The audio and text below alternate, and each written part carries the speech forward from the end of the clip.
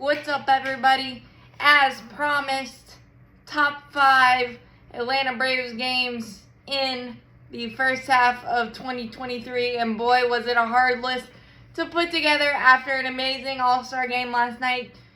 Flashed so much leather from our guys. Austin Riley got a hit. So much fun. And the National League won. Orlando Arcia is the ultimate hype guy. Congratulations to Elias Diaz. The Braves being 60-29, without Max Fried and Kyle Wright for the majority, dealing with injuries to Michael Harris and dealing with a lot of different things. Jesse Chavez going down, figuring out the lineup and being able to figure that out. It's been absolutely insane to watch, and Ronald Acuna Jr. is just on a different planet, probably with Shohei Ohtani. In terms of electrifying, obviously Shohei Ohtani's got a bit of a level up, but Ronald Acuna Jr. is definitely the NL MVP, and I think it's already being engraved, just like Shohei Ohtani for the AL. But my top 5 games for the Braves in 2023. Number 5, Sean Murphy's Welcome to Atlanta against the Reds. Walk-off homer against Derek Law, first pitch. And that was kind of a game that you knew that they were going to be heavyweight fights against the Reds, because it was just back and forth, back and forth. We tied it and come back 3 separate times. And then Sean Murphy just kind of, it was an unexpected first pitch homer walk-off style in extra innings, and I think that catapulted us into pretty good extra innings, which we hadn't been, but Sean Murphy has been absolutely phenomenal, and that was just the first taste of Sean Murphy in Atlanta. That's why I put that one in number 5. Number 4, Kevin Pillar has been an amazing addition for the 4th outfielder. Made some great defensive plays. The ultimate crash dummy. Doesn't care about his body at all.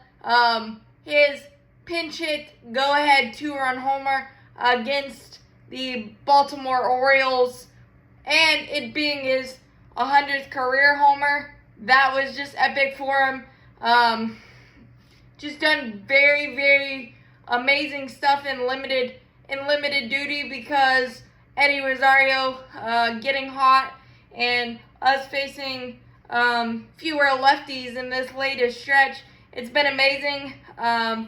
255, 6 homers, and 17 RBIs, and just really good at bats and solid defense always when he's out there. And to be able to get a go-ahead homer and it be your 100th homer, that's storybook stuff. KP has been awesome. That is why that is number 4. Number 3, Orlando Arcia walk-off single against the San Diego Padres. I think this was kind of the coming out party game for Orlando Arcia, the first homestand of the season, and it kind of set the tone for us in our comebacks like we normally do, and having trust in Orlando Arcia to be amazing, and he parlayed that into a all-star appearance, and what he did for Elias Diaz last night, and the vibes that he gave the NL dugout, the entire Braves team that did that last night, was absolutely amazing. But Orlando had a homer in that game, a key walk, and a key double as well, because we had to come back 2 times, and then the single off Nabil Crismatt with 2 outs, 3-2 count, and his airplane flying home with the victory, and showing why he is our starting shortstop, and why Alex Anthopoulos is always a genius. Orlando Arcia has been my favorite story in 2023, at least on the offensive side, by a large margin, because just Orlando is a ball of energy, and he's so amazing. So that's why that's number 3. Number 2 is, and this would be probably number one on any other team's list, but the Braves just keep piling up memorable moment after memorable moment. But number two is Eddie Rosario's go-ahead grand slam in Arizona, and it had just begun. That series was very frustrating because we just hit hard hit after hard hit, but everybody was making amazing catch after amazing catch. Bases loaded, 2 outs, down 1, and we had bases loaded, no outs to start that inning, and Eddie Rosario went Super Rosario, first pitch cutter, absolutely smoked it, and that was the coming off point for us in our amazing run that we're on right now, 27-5.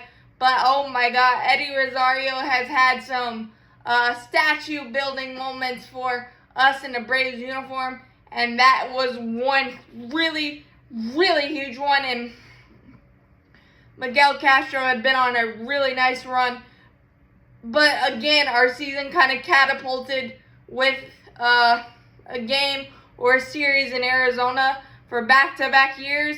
Maybe the Arizona desert is the lucky spot for us to just launch into great playing baseball, and it was just a first pitch ambush mode, smoked grand slam, absolutely incredible. And then obviously number one, poor Larry Crown, start the buses, that'll do it.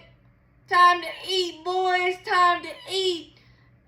From the epic Hall of Fame broadcast, and coming back 4 times, 3 times from 3 runs, and 4 times, and once from 4 runs down against the Mets. Actually, you could put that entire series into number one to throw it again. I was at that game, coming back from 4-1. And then Spencer Strider versus Verlander, you're thinking it's going to be a 2-1 with probably 30 strikeouts combined. Nope, 13-10. That game just had so many. Orlando Arcia, the game-tying homer after Marcell Ozuna should have walked, but didn't. But Orlando getting a 3-2 cutter from Robinson and absolutely smoking it. The calls by the guys, Jeffrey and Core with the Hawk Harrelson stretch, tie ball game.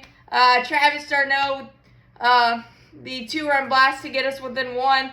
Raisel Iglesias ripping through the souls of the Mets hitters in the top of the 10th. Just absolutely phenomenal. And just to keep coming. And then first and second, 2 outs. And Ozzie had been 0 for 4, I think. And he just absolutely tattooed a ball to the chop house. 3-run blast, 13-10. The epic call, all of it. Poor Larry Crown will go down in Braves history as one of the best calls ever and one of the best broadcasts ever. And the fact that that was a sweep of the Mets just to kind of bury them at the time. And we just continued to catapult, stacking the W's afterwards. The Never Quit with Snit was fully activated, and it was just such a phenomenal game to watch. Everybody had their fingerprints on it, and just a microcosm of what this Braves team has been for the last 4, 5, 6 years. It's just been so amazing to be a Braves fan, and it's so awesome, and I can't wait to see what 2023 second half brings. Probably more record-breaking. We 167 homers is the most before the All-Star break. Ronald Acuna Jr. continuing to shatter the record books. It's phenomenal what